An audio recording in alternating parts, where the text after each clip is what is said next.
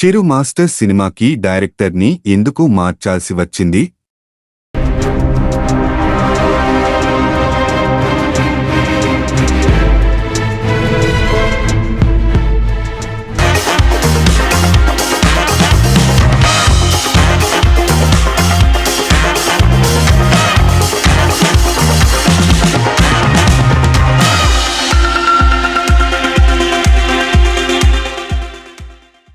Cinema ఇండస్ట్రీలో ఉన్న ఏకైక మెగాస్టార్ చిరంజీవి గారనే చెప్పాలి. అయినా ఆయన గురించి ప్రత్యేకంగా చెప్పాల్సిన పనిలేదు.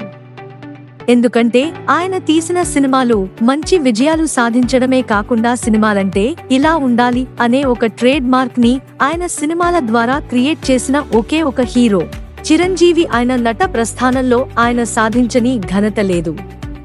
ఆయన వరుసగా 6 సంవత్సరాల్లో 6 ఇండస్ట్రీ హిట్లు కొట్టి కొత్త రికార్డును క్రియేట్ చేశాడు. ఇక ఇప్పటి వరకు ఎవరు ఆ రికార్డ్ని బ్రేక్ చేయలేదు అంటే చిరంజీవి స్టామినా ఏంటో మనం అర్థం చేసుకోవచ్చు. ఆయన ప్రస్తుతం కొన్ని సినిమాలు చేస్తున్నప్పటికీ ఆయన కెరియర్లో వచ్చిన మాస్టర్ సినిమా ఆయనకి ఎప్పటికీ ప్రత్యేకం అనే చెప్పాలి. ఎందుకంటే అప్పటి వరకు ఫ్లాపుల్లో ఉన్న చిరంజీవికి హిట్లర్ లాంటి హిట్ సినిమా వచ్చిన తర్వాత వెంటనే మాస్టర్ లాంటి ఒక సూపర్ డూపర్ హిట్ సినిమా రావడం ఆయన కెరీర్ కి చాలా ప్లస్ అయింది. అయితే మొదటగా మాస్టర్ సినిమాకి రవి రాజా పినిశెట్టి గారిని డైరెక్టర్ గా తీసుకుందామని చిరంజీవి అనుకున్నారంట. కానీ అప్పటికే ఆయన కొంచెం బిజీగా ఉండడం వల్ల ఈ సినిమాకి భాషా సినిమాని డైరెక్షన్ చేసిన సురేష్ కృష్ణ గారు డైరెక్టర్ గా తీసుకోవడం జరిగింది. సురేష్ కృష్ణ అప్పట్లో తీసిన సినిమాల్లో చాలా మంచి సినిమాలు ఉన్నాయి.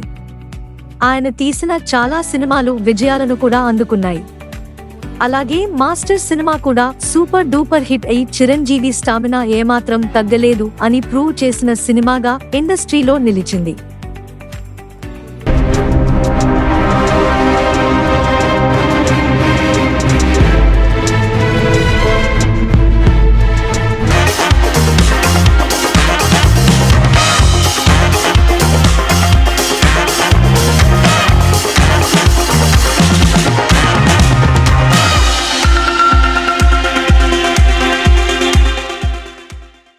If you like the video, please like us and subscribe.